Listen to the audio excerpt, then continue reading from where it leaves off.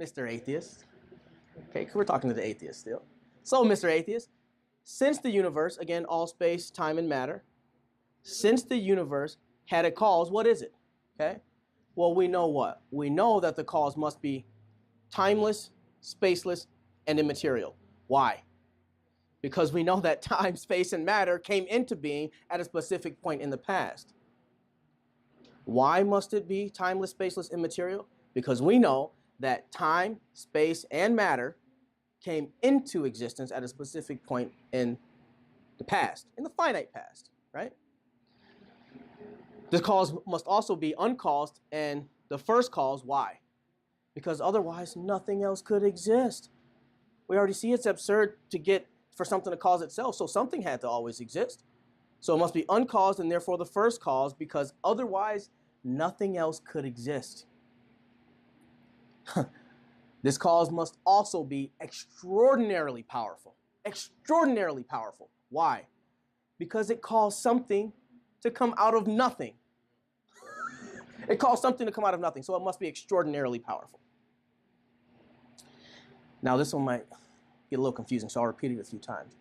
The cause must also be personal. Why?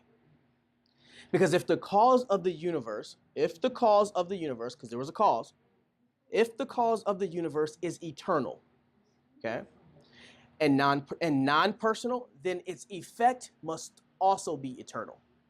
If the cause of the universe is eternal but non-personal, then its effect must also be eternal, right? Let me explain that. If the cause of water boiling is 100 degrees Celsius, okay?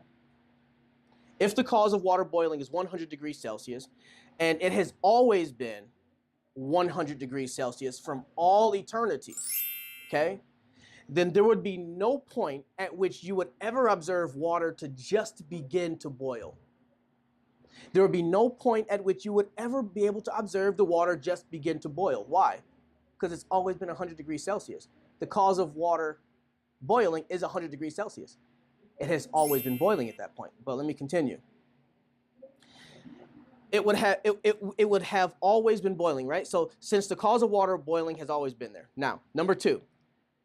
Likewise, the reality of the universe would have always existed if the cause were non-personal, because the sufficient conditions for its effect was always present. But based on the cosmological argument, we know that the universe had a beginning. Okay? I'll repeat that one. So likewise, the reality of the universe would have always existed if the cause were non-personal, because the sufficient conditions for the effect was always present, right? Now, let's look at it on the flip side, right? How can an eternal cause not produce an eternal effect? Because that's what I'm really suggesting here, is if it were personal. And here's an example. William Lane Craig uses this one, and it's brilliant. If a man had been sitting from all eternity, he's been sitting down from all eternity, he can freely choose to stand.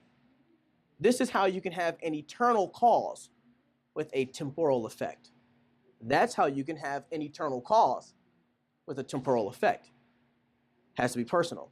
So, the cause of the universe that we just described, what was it? Timeless, spaceless, immaterial, extraordinarily powerful, and personal.